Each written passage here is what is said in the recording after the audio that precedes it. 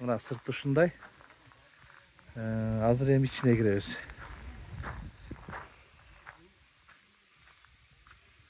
Мына ичине киребиз.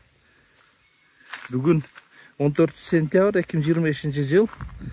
Мына помидорлор ар жагында экен.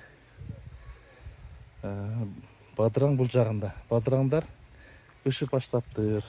Буйруса ушул жаңы жылга помидорлар бышып берчүдөй. Мына ноябрь. Баа көтөрүлгөндө. Ошондо 3 сот болот экен.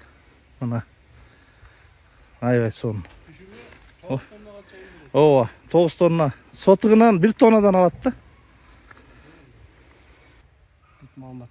Азыр эми план боюнча ноябрга бышып берет экен да. План боюнча ооба, ошо ноябрга чыгат иншалла, 1,5 айда чыгат. Жаңы жылга чейин сатылат. Канча айга чейин сатылат экен? Бул ушу жаңы жылга чейин, жаңы жылдан өтүп, январга чейин сатыла берет. Эми жаңы жер менен бул жердин аба ырайы башка да, анан көрөбүз да кандай болот экен. Менин оюмча бул жер жагымдуураак. Себеби жаңы жердики аябай континентальный да, кышта катуу суук болот. Ооба. Жайында үп болот. Менин оюмча ушул. Мына жердеги аба ырайы менин оюмча мына учардыкы помидорго аябай жагымдуу. Себеби бул жерде мына үстүдө канал бар. Араван каналы. Ошонун шары келип турат, салкын. Учар бир топ салкын. Мен жаңы жер жакшы билем. Мына ушу жакшы болчудай. Жактыбы сизге? Сонум экен? Сонум экен, сонум. Мына кара, мына помидордун настоящий жыты да.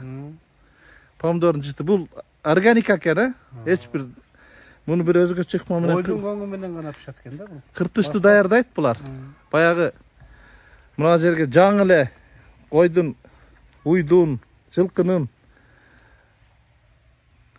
бардык эле тооктукун деле көмө берсе керек, Тооктукун деле көмүп, жанагы жаңы эле чыккан кыгын. Анан үстүнө топурак таштап, өзгөчө бир технология менен иштелет да. Биз буга чейин жана көңдү чиритип, күйгүзүп анан колдончу элек го. Булар да башкача да. Башкача. Мына ушул көңдүн табы менен эле мына бир топ ысып турат. Анан кышта от жагылбайт бергечи. Кышта от жагылбайт.